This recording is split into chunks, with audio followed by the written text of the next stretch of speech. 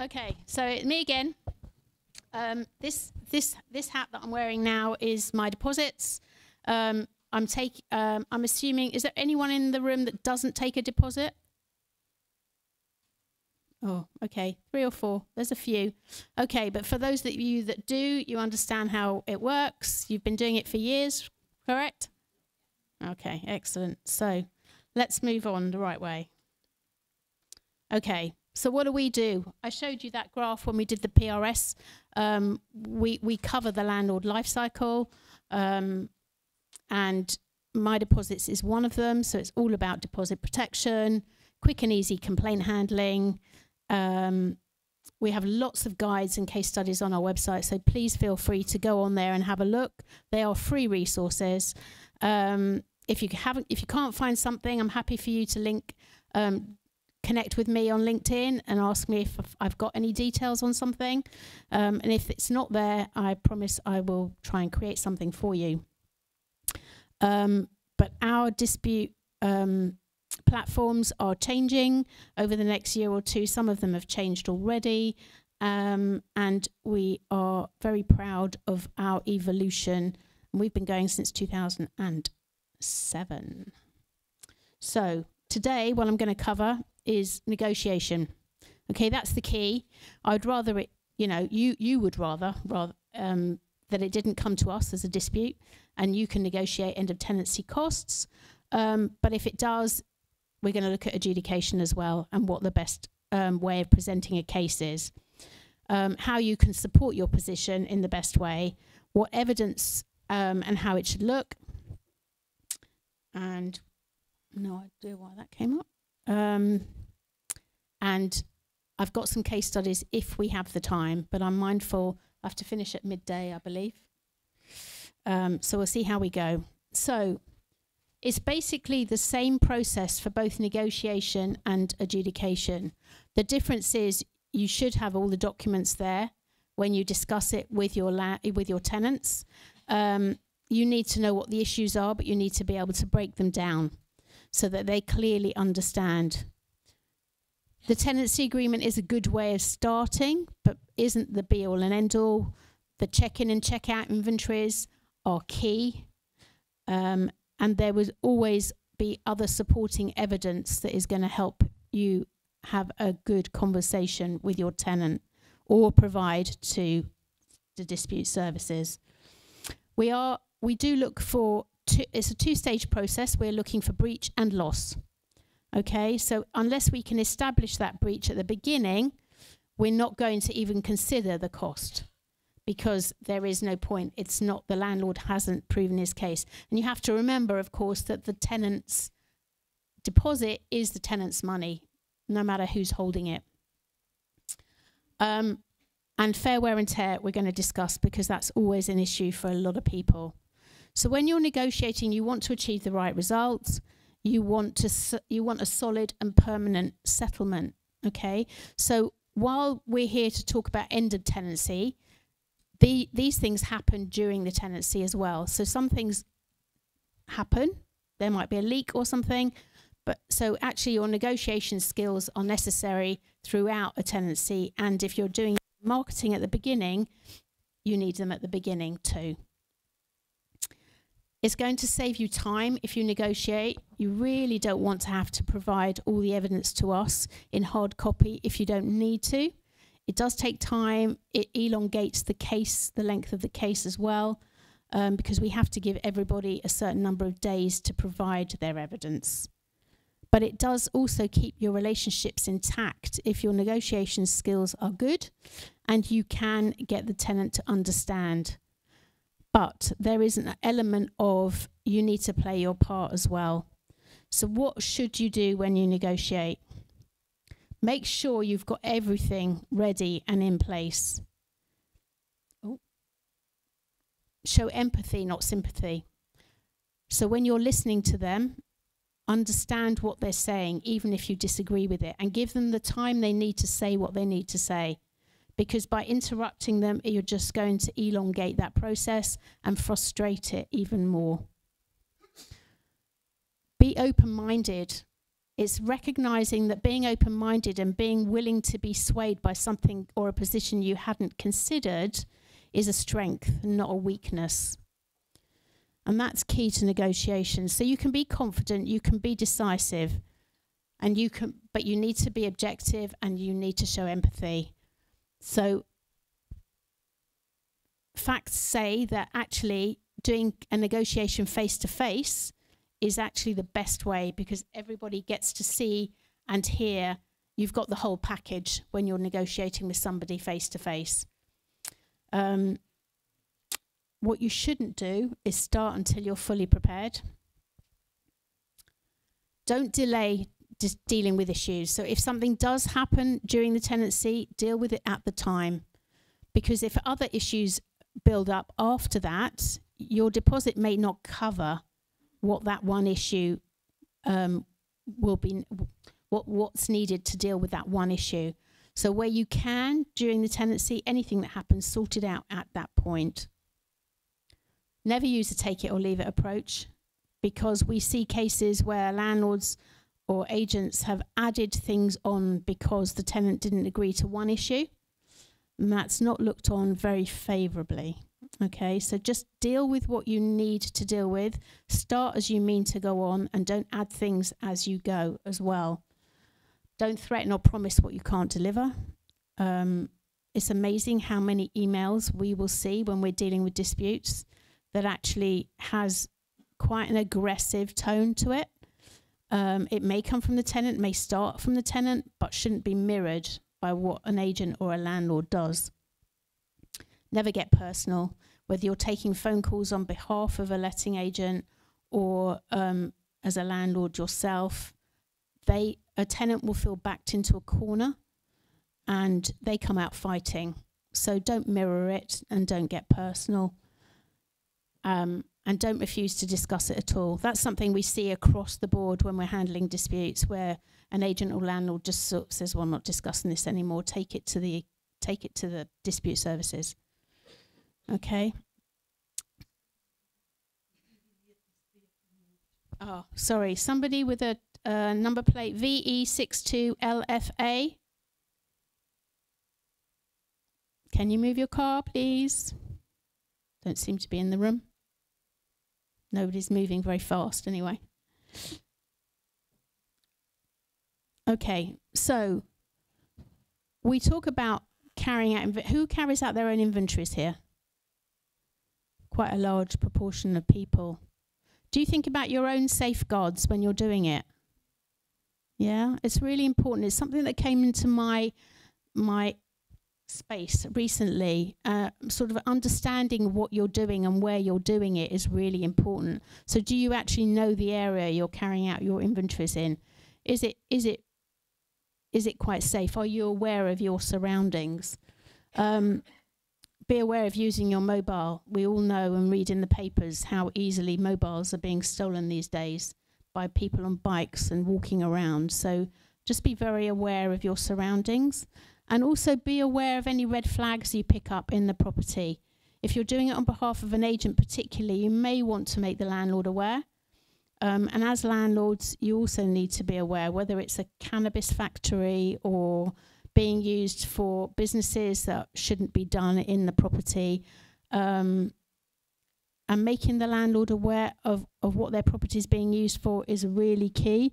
And you can be the eyes and ears as an inventory clerk as well. So you might be wearing two hats, you might only be wearing one, but as an inventory clerk, that's what you'll want your clerks to do for you, be your eyes and ears. So consider that when you're employing your inventory clerks, if you're not doing them yourself. Inventories are key to disputes, but they're not the be-all and end-all, so I'm going to whiz through this because this will take a bit of time. We like to see, or you should have, comparable reports from beginning to end.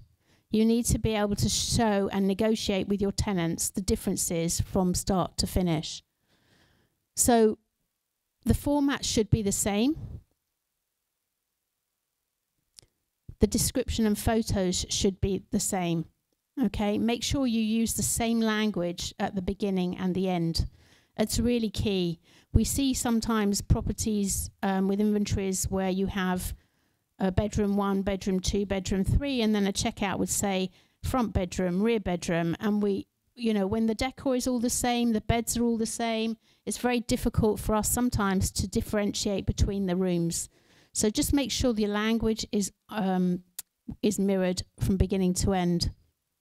Remember, there's an exterior to a property as well, so make sure that if there's a front driveway, a garden, a shed, that they're all included, and the contents of those outbuildings, if there are any. Condition and cleanliness, 2 entirely different things. Don't mix them up. Don't make them one box on your inventories, okay? Condition attracts an element of fair wear and tear, which we're going to come on to. Cleanliness doesn't. So no matter how long that tenancy is, the tenant has to return it clean to the same standard it was given to them in. So it's really important that you understand the difference. So 6 years of fair wear and tear is going to be considerable, but 6 years of cleaning, it can be returned to the same standard. So have a think about that. And that applies to all areas, okay? Don't leave any areas out. Inventory should be done in a reasonable time, a reasonable number of days before the tenant moves in.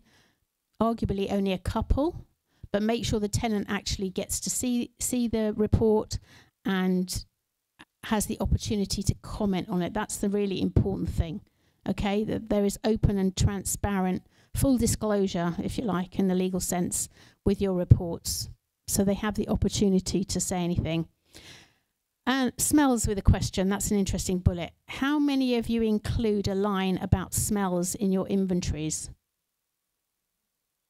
I've got one hand that's just gone up. Okay, that's an interesting one. Do you know how many cases we get where there's an allegation of really poor smells and extra cleaning is needed? Okay. If you have just an overarching box at the top of your, or a summary box in your inventories, whatever it is, and you have, when you're going to do a check-in, it says any evidence of smells, and it's a yes or a no, and if there's a yes, then what is it? You can do the same on checkout. It is the only way of evidencing any smells from beginning to end of your tenancy. So have a think about that, because there's quite a few cases that we get that is smells are a problem. Has anyone had a problem with cat urine? Yeah, it's a big deal. But actually, if you've got no evidence, it's a weak case to negotiate.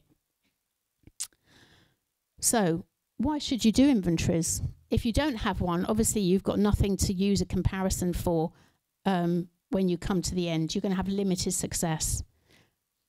There may be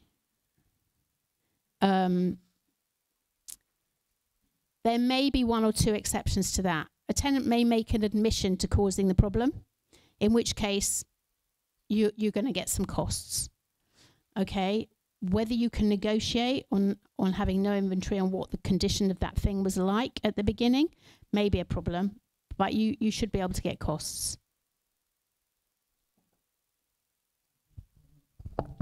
Sorry to interrupt again. This black Volvo VE62 LFA. If it's anybody in here, please go out and move it now. Otherwise, it's going to get towed away and you'll be charged for it. So, or if you know whose it is, please get it moved. Thanks.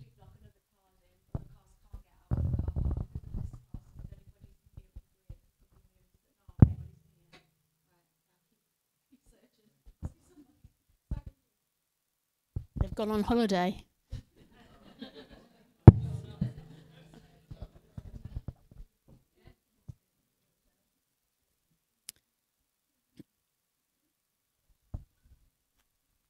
Having a good inventory is going to speed up the process for you when you come to negotiate, because if everything is very clear and very detailed, you've got a good negotiation tool. Okay. If you also do midterm inspections, which are going to become even more important, if Section 21 goes and your tenancies go on longer and longer, you need to make sure your inventories and your midterm inspections are very solid and robust, okay? Because you're going to see some deterioration in properties, which is normal with wear and tear, but maybe abnormal and needs to be spotted during a tenancy. Midterm inspections, don't treat them lightly, and if you do need to send evidence for a dispute to one of the TDP schemes, then make sure you include them. They are very valuable for us to see what's gone on during the tenancy. So a really good example would be a tenant's drying clothes on radiators, which I think probably everybody in the room has seen, and then advising them what to do afterwards. So all of that is good evidence. Provide it, okay? Follow-up audit trails are really important. Did you need to go back to the property to check it? Again, document that in an email, okay? So it paints a picture and tells a story, and that's what we need to know when we're dealing with it. That's what you need for having a good discussion with them when the tenancy ends. I often get asked if it's important who does an inventory, whether it matters whether it's third party or landlord or an agent does their own. From our perspective, as I said before, as long as the tenant has seen that report and had the opportunity to comment on it at the time, it makes no difference to us. It will be the quality of the report that can make or break a situation. Okay, so it is down to the detail, description, not just photos, please, particularly when it comes to cleaning. And yeah, I think I'll leave it at that. But yeah, it doesn't make any difference for us. I'm sure inventory companies won't want to hear that, but hey-ho. We are one of the only regions that doesn't make them mandatory, actually, so that's very interesting. But we will see what happens down the road. If the inventories are good, then it allows you to have a fairer negotiation, and it makes our decision-making fairer as well, okay? Not necessarily easier, although it is there's much more clarity with a good report, but it makes it a fairer decision, which makes us happy. So when we're talking about evidence, clarity is key. As I said, keep it all clear, make sure it's quality, make sure there's full audit trails. Don't just think, oh, that might not be important, I won't bother sending it to a dispute or including it in my conversation. Use everything you have to make your position clear. Have all the relevant evidence. Again, My Deposits has got an evidence checklist on the website. So if it would help you get your stuff together before you negotiate, then feel free to go and find it. If you can't find it, please let me know. Make sure you keep it relevant, okay? Don't start bringing in other things that aren't relevant to what you're discussing, because actually you can inflame a situation, number one, and number two, you can muddle the situation. So actually keep it very relevant. Make sure it's good quality and legible. We've already said that.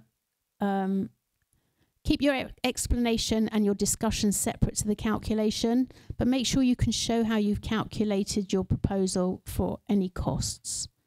Okay, make sure you've taken fair wear and tear into account, because again, a lot of what we see is a claim for new for old. And be reasonable and open-minded when discussing it, which I think I've already mentioned as well. So other evidence we need to see as part of a claim and should be part of your discussion are any other photos and videos. Again, tenant may have taken something, or you may have taken your own pictures and videos. Written communication, emails, I've already mentioned, or audit trail. We see a lot of WhatsApp screenshots when we're doing disputes. They are equally valuable, but if you are using them, make sure you've got the dates on them. Okay, because otherwise we have no idea what date they relate to or which part of a conversation they relate to. But they're becoming more and more common as pieces of evidence. Other written communication will include contractors' reports, invoices, estimates. The really key thing with these is we don't mind when we establish the tenant is responsible for costs, whether there's an invoice or just an estimate, it does not matter. If the tenant is responsible for paying the landlord, then they are responsible. And whether that cost is spent or not yet spent, that is not our goal to see. What will happen is if the landlord chooses not to spend that money now, the next check-in should reflect that deterioration, and the next tenant won't be responsible for it. The other thing with estimates and invoices is that the detail can sometimes be very, very short. How many of you have invoices that say end of tenancy cleaning? Not so much. Okay. Well, they are, believe it or not, with disputes, they're quite common. Okay. So make sure you've got as much detail as possible. If you're asking a cleaning company, for example, to do a clean based on the checkout, ask them for that and put it in the audit trail, or ask them to put that on their invoice, clean as per checkout. Okay.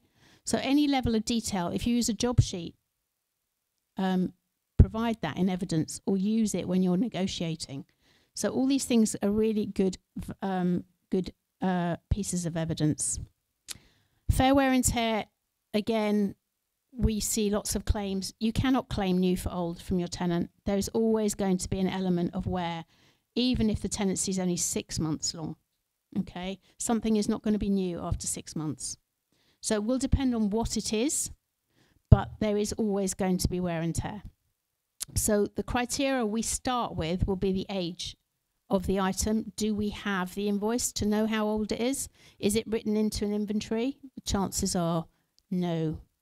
So if you have the invoices, use them to show how old an item is, if it was new at the start in particular, so you can see that the level of wear and tear is extreme.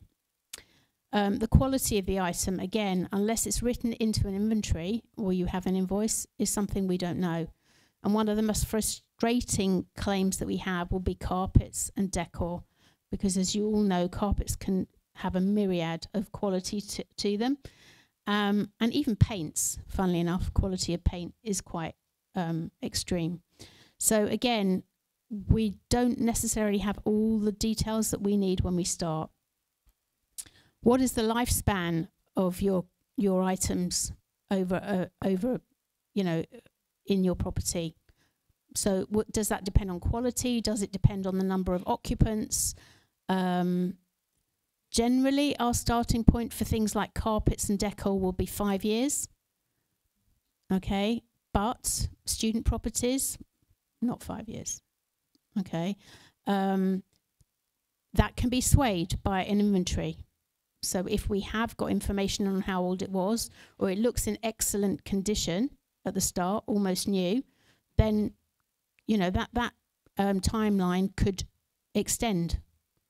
But we don't necessarily know that we're extending it for you because we haven't got the invoice from when it was new. So think about that. A lifespan of sanitary ware and sort of fixtures and fittings like that will obviously be higher. How long is the tenancy? You have to factor that in, as I said. If it's 6 months, 6 years, there's an element of the decor or the carpets may have worn out. Okay, and your lifespan may be done. Landlords, you may have to just take that on the chin. But again, it's all very, very case specific. But you cannot claim new for old. That is betterment. Okay, you cannot claim for a higher quality item from the tenant. The choice would be yours to put that in, but you have to cover the uplift on the quality.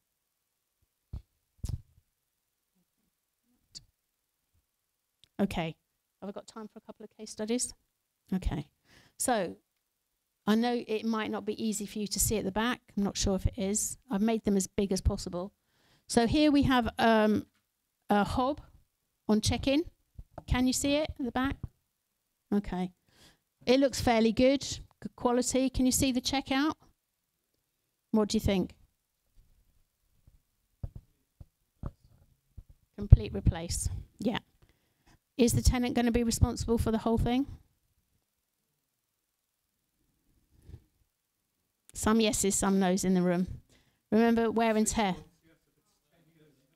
Well, even 6 months, if it was new at the start, there's 6 months wear, but it would be nominal on something like this, okay? So it was only in good condition. It wasn't new at the start. That's what we have got. And obviously you can see the damage on checkout. So repair or replace, everyone agree replace? Yeah, okay, I think we agreed with you. Is the quote for £890 like for like? Have we haven't got the evidence, and we didn't have the, this is a true case, we did not have the evidence that it was like for like. And the average induction hob is around £350, £400, yeah? So actually, we looked at fair wear and tear, we looked at betterment, and arguably there was betterment, and we gave 60% of the cost, which still would cover a quality item and fitting, taking out fitting, whatever it might be. So that was one. Another one is a damaged sofa. Again, check in, good condition, clean with a few stains. Check out, again, big stain, a lot of grime, which arguably could be cleaned. Now, could this be cleaned? Or does it need to be replaced? Yeah. So you see, as an adjudicator, when you don't know what we've got in front of us, we have to take a view that actually maybe that could be cleaned. So is it damaged beyond use? Maybe not. Is there fair wear and tear and betterment going on for £430 replacement? Maybe. So 60% would cover cleaning. If the landlord then chooses to change that, that's up to him. Okay, I'm going to switch. We're going to run out of time, so I'm going to leave that one. I just want to go to this last one. So here we go. This was a claim for rubbish removal, and they wanted £655 to clear the house. Okay, sound a lot? Yeah. Okay, so this was the kitchen, and these were a couple of other areas in the property. There was no check-in. There were only photos from check-in on this one. Okay. Condition at start, okay. £655, not looking too bad. This tenant had to be evicted by bailiff. Okay. So again, we had no invoice, no written check-in inventory. Again, we would have to assess whether those costs were reasonable in the circumstances. And actually, I think we took the view that it would be. Okay.